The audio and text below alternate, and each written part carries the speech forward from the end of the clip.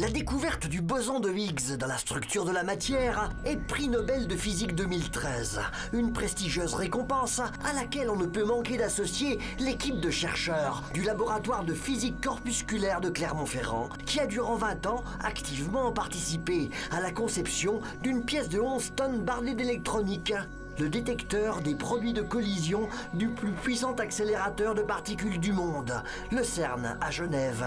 C'est jusqu'en 2034 que se poursuivra le projet de recherche fondamentale Atlas, pour mieux caractériser les nouvelles particules repérées dans la matière. La recherche fondamentale est une recherche qui n'a pas de but autre que fondamental, la connaissance. Quelles seront les applications? J'en sais rien. Par contre, souvent, il y a des retombées très lointaines longtemps après.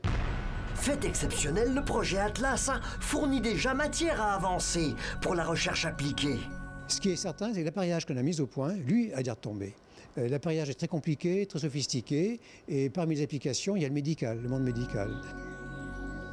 Je fais de la recherche à l'interface entre la physique fondamentale et la médecine et la biologie. Pour trouver le boson de Higgs, il a fallu d'abord faire des très gros instruments, ces énormes détecteurs. Donc ça veut dire des compétences pour concevoir ces instruments. Pour découvrir le boson de Higgs, il a fallu analyser des milliards, des centaines de milliards de collisions dans ces détecteurs. Et ça veut dire une immense infrastructure informatique, l'utilisation de très grandes infrastructures de calcul pour la modélisation, l'analyse des données, qui s'appellent les grilles informatiques. Des compétences de pointe mises en commun avec d'autres laboratoires de l'université par le pôle santé-environnement.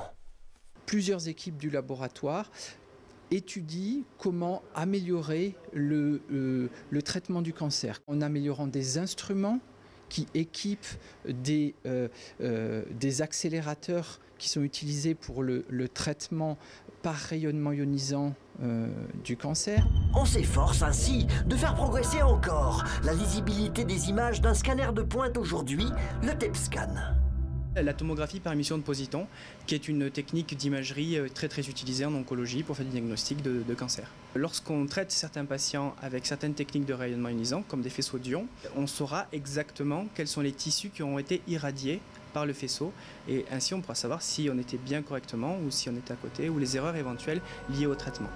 La recherche fondamentale, par le formidable déploiement intellectuel qu'elle impose, permet toujours des avancées dans des domaines insoupçonnés. N'oublions jamais que la lampe électrique n'a pas été inventée en cherchant à améliorer la bougie.